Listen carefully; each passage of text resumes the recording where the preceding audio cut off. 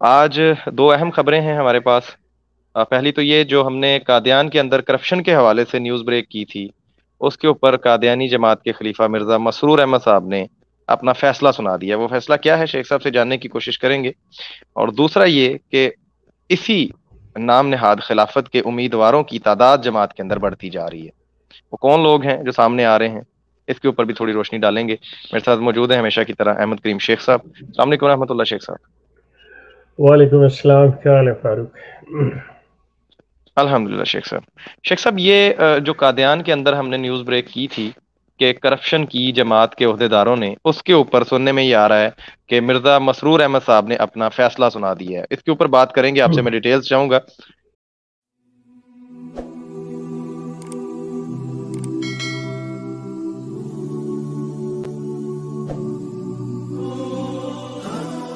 फारूक साहब, खबरें कुछ इस तरह से हैं कि वो जो कादियान का गबन था उसके बारे में जो इन्होंने फैसला किया है, मिर्ज़ा मसरूर ने, उसके साथ ही उन्होंने हदायत की है कि इस फैसले को आम ना किया जाए, मतलब लोगों में ये बताया ना जाए, इस फैसले को उन लोगों तक महदूद रखा जाए जिनके बारे में ये फैसला किया गया है। तो फैसले में मतलब इसका इस तरह से है कि जो मेजर उसका मुजरिम था जिसके बारे में ये बात हुई, और सबसे बड़ी इसमें जुल्म की बात यह है कि जिस शख्स ने हिम्मत करके इस गबन की, इस करप्शन की, इस सारे सिलसिले को बेनकाब किया था, चौधरी महमूद ने, उस बेचारे को सजा दे दी गई, उसको फारिग कर दिया गया।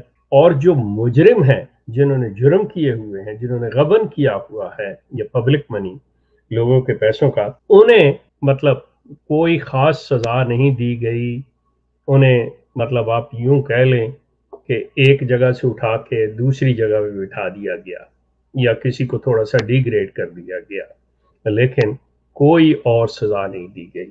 इसमें सबसे नुमाया नाम जो है वो शुएब अहमद, जो अफसर जलसा सालाना और नाज़िर बैतुल माल खर्च थे। अच्छा, इनके जो नाज़िर बैतुल माल है, उसकी दो हैं कि नाज़िर बैतुल माल आमद और नाज़िर बैतुल माल खर्च। तो ये शख्स खर्च था, अब इसको नाज़िर बैतुल माल आमद बना दिया गया है। अब अंदाजा कर लें कि ये चीज़ें जिस तरह से हैं। जो इनके एक कादियान के नाज़िर आला थे, इनाम गौरी, वो खुद वो शख्स सजा याफ्ता है। अब उसका बेटा वो, उसको मतलब भी लगाया गया है।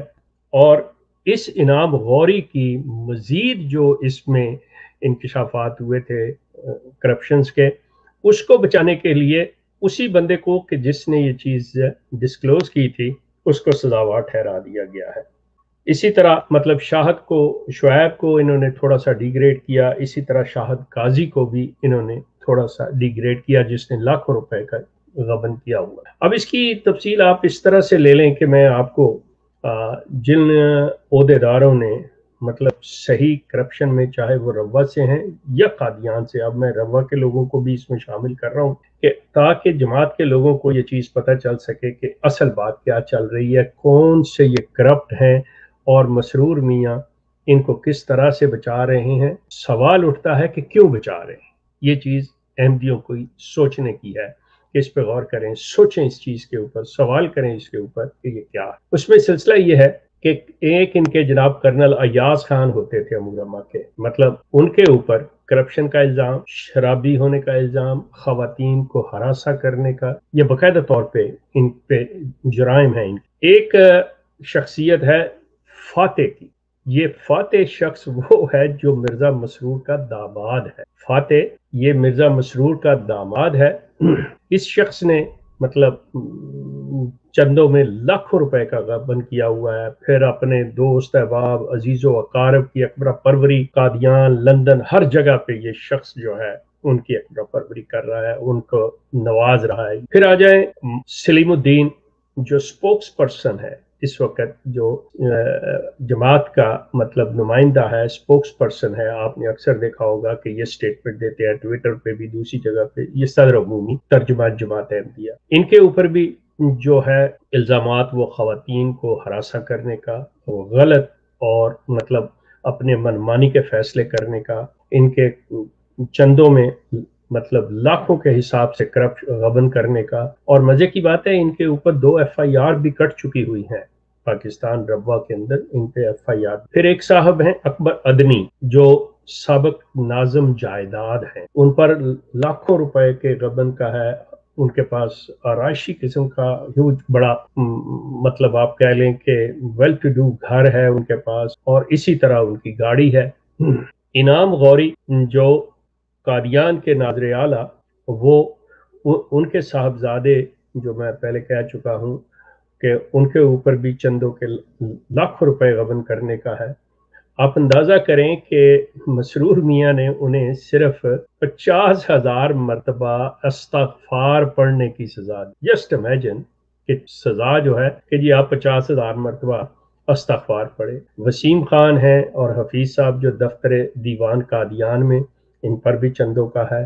इसी तरह मैंने जिक्र किया है शुआइब अहमद जो अफसर जलसा सालाना और सदर अंजुमन अहमदिया के मतलब चंदों में लाखों का गबन। फिर शाहद काजी साहब, ये भी चंदों का गबन।